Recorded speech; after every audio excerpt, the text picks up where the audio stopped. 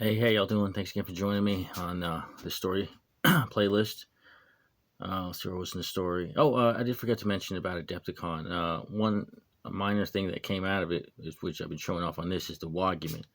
That whole thing happened when I went to see the first Golden Demon competition, and I was just blown away by it because I didn't know that existed.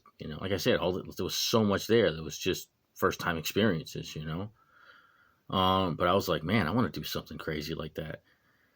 And that's when I decided, like I said, in the way it was on the drive back, I was like, what could I do? How could I put together? And that's when the vision of the Woggyman came in. Hold on, do I have a? Yeah. For anybody who doesn't know, it was like it looks like this is just a scale version of it. But down here, there's Cruel Boys. Up here is a battle going on in there, and then there's a wave of Iron Jaw Orcs, Ard Boys coming over the top. But all in all, it's going to be 550 models once I'm done with it. Just shit keeps getting in my way. The Woggyman is, like I said, it was just something that popped out. We were driving back, and then I was just, thinking about what I could do, and it just that vision came into my head, But again, it's very demanding, and but again, that's me. I always bite off more than I can chew. Because it's my way of trying to grow myself. Because you grow in that space where you're reaching a little far, but you can't grasp what you're reaching. I always say that my main goal is to fail further than other people succeed, because I can see more that way.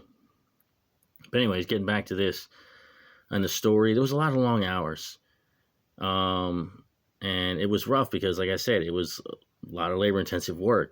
Right around this time, I stepped on a nail, and that sucked. Like I said, I got so many scars from this place. And one thing that always sucked, but I kind of learned to live with it, was we didn't get paid overtime. So if I worked 41 hours or 70 hours or 80 hours, I just got my regular pay. I didn't get time and a half. It was just one of his many cost-saving measures. Like I said, and he would hint around too, because I feel like it was around this time where he started hinting on wanting me to go on salary, because he would talk about it. Because again, it was just like he was trying to figure out how he could save money. So, and employees are always the most expensive thing, even though like I started out at $11 an hour and I topped out at 17. I was probably maybe somewhere around 13 this time frame, because I was steady picking up raises. But again, I earned them. I was busting my ass like nobody's business, and I wasn't taking no fucking breaks. Like I said, this work meant something to me, and I've always been a front loader. Because it's just the way I am. I want to prove that I have value and worth, and I'm bringing something to the table. So I'll put all this effort and work in the beginning, and don't really look for anything in return, because I'm front loading. I'm showing you that this is who I am. This is what I can do. This is what I can bring to the table. But anyways, getting back into the story. Where am I? Oh yeah, I forgot about that. The Korean painter. I mentioned that earlier too. But there was this one package that came in from Korea. It was for the studio. And I remember it because I learned a lot. Because, like I said, I was doing packing at the time, and it was this Korean girl who, worked for the studio for temporary. Maybe it was the only gig. I don't know. But anyway, she got in touch with the owner, commissioned the job, or he hired her for the job.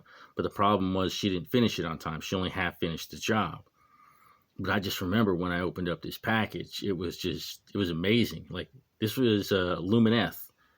I don't know if you know anything about the game Warhammer or not, but it was Warhammer Age of Sigmar, the Lumineth with the spears, these long-ass, fragile spears. And this girl had shipped them from Korea. Nothing broke. Not one thing broke in that whole freaking box. It blew me away, because we've been shipping stuff all over the States, and stuff breaks all the time. And she's the one who gave me the idea of using these magic peanuts. Magic peanuts, I found that I can buy them from Staples. But they're a certain kind of packing peanut that allows me to slice it through. It's like a barrel shaped.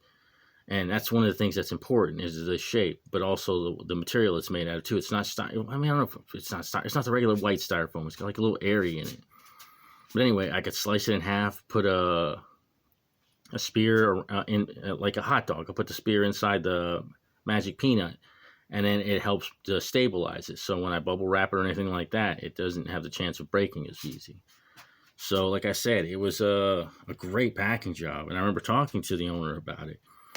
And then in the discussion, he was telling me, it's like, yeah, she couldn't finish out the job. No, because he mentioned that, but I had mentioned how good of a packing job she had done, and he was like, yeah, because she wants to get paid. She wants to get paid something.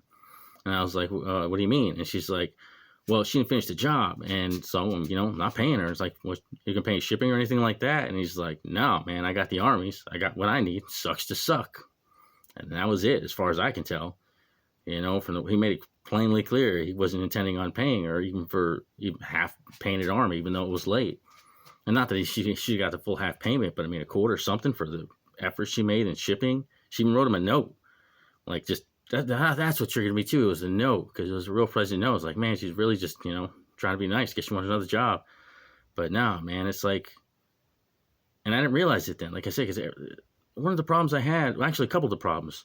One, I built Creed to be so subservient, so, to have such fealty to him that I didn't pay attention to things that I should have, red flags that should have popped up. And also, I was moving so fast, I didn't see it. Like I said, it wasn't until I did my after action report when I started seeing all of this stuff stringed out. And like I said, by the time I'm done, when you see everything that I have to say strung out, I defy you to tell me that this isn't fucked up.